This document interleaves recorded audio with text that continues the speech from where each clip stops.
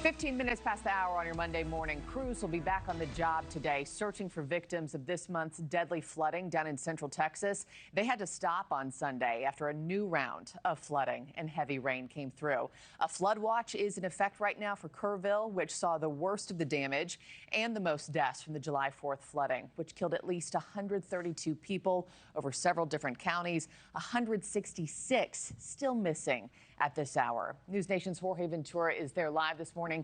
Jorge, I know you rode along with search crews yourself. I can't imagine how emotional that was. What was that like?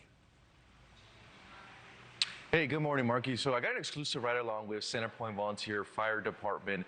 Their teams have been working around the clock. There's such a difficult task to locate the over 160 people missing. Now, what we noticed is as soon as we arrived at the fire department, there was a line of hundreds of people wanting to sign up and volunteer and assist the fire department. And when we were with the fire chief, Razor Dub, he immediately took us to an area where they have found bodies that they flowed downstream at least 30 miles from their original location. We saw those large piles of debris. Now, one thing that the chief tells me is that this is not a cleanup operation, meaning that the piles of debris that we've been reporting here on NewsNation, that's not being cleared at all. What they're doing is they're still searching for any clues that could lead to a body recovery. We also noticed a lot of the spray paint X's on the piles of debris, and that means that has already been checked, that they didn't find bodies. But because the situation is so unique, what they're doing is they're looking through those bodies over and over again and then sending dog units. And right here, what we're seeing, Markie, these excavators, they're not clearing out any debris. They're just TDC looking just for any signs of life. Piece of clothing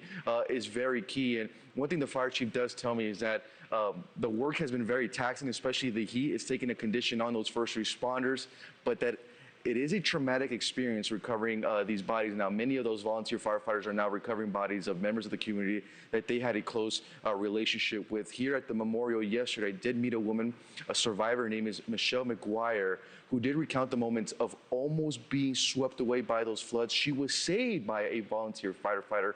Take a listen as she recounts those moments. And then a guy walked by. He was with the volunteer fire department. He asked me if I was hurt. And I said, no, but I'm in a tree.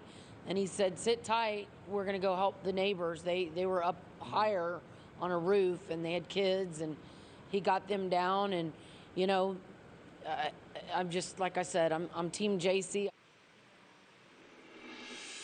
And right now, the entire community here in Kerrville is really rallying behind these volunteer firefighters who are not only risking their lives to save people like Michelle, but also are doing the hard work of trying to locate those bodies. And when I speak to them, they say they are not giving up, that the focus is totally on the victims and the families impacted, Markie. Just a traumatic and painstaking search. Jorge Ventura, live in Kerrville, Texas. Thank you. Thank you for watching. Subscribe below and download our NewsNation app right now on your phone, and you will get fact-based, unbiased news for all Americans.